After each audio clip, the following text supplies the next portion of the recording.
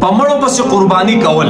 یو کس تپوس کړي مولانا صاحب آیا زما پلار مړ شوی مور مړ شوی دی یا نور مړ شوی دي یا په نبی علیه الصلاۃ والسلام په نوم باندې قربانی کولې شم او ګناه واوري خام. حضرت حنش فرمایي چې ما دا د ابو داود شریف حدیث مبارک دی چې علی رضی الله تعالی عنہ با دو غډان حلالول دو غډان صحیح ده.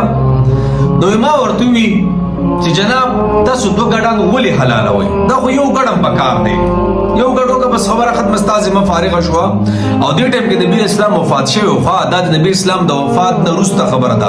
ابو داود شریف کې حدیث مبارک دی صحیح ده. نو علی رضی الله تعالی عنہ تو فرمایل جناب وای کله چې نبی علیہ الصلوۃ والسلام وفات کېدو نو ماته ویلو اے علی کله چې زه وفات شم نو زما د سیړه قربانی کاوه.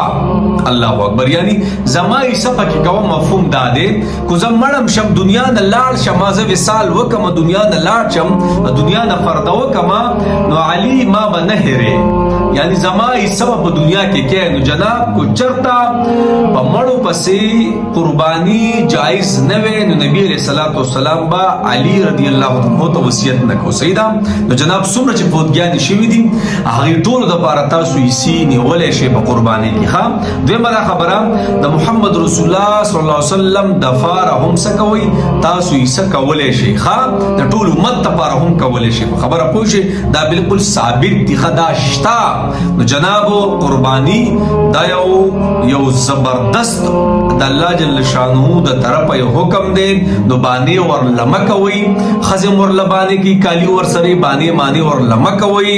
جناب قربانی دا غریبی ختمه غربت ختمه محتاجی ختمه غنا راولي چې 2 لک روپۍ د باندې قرض دی د سلوي زره نورم قرض وکا سم بیماری د باندې راشي مصیبت د باندې راشي ورا قرضې ورلنه نو څه قربانو د لپاره باندې نه کوي اول جناب د نبی اسلام مصطفی کې هم وکي الله جل شانه بل پوره ثواب درکړي ښه خپل مړو لا میتون له هم څه کول شي اسی نیول شي ښه دا جایز دي صحیح.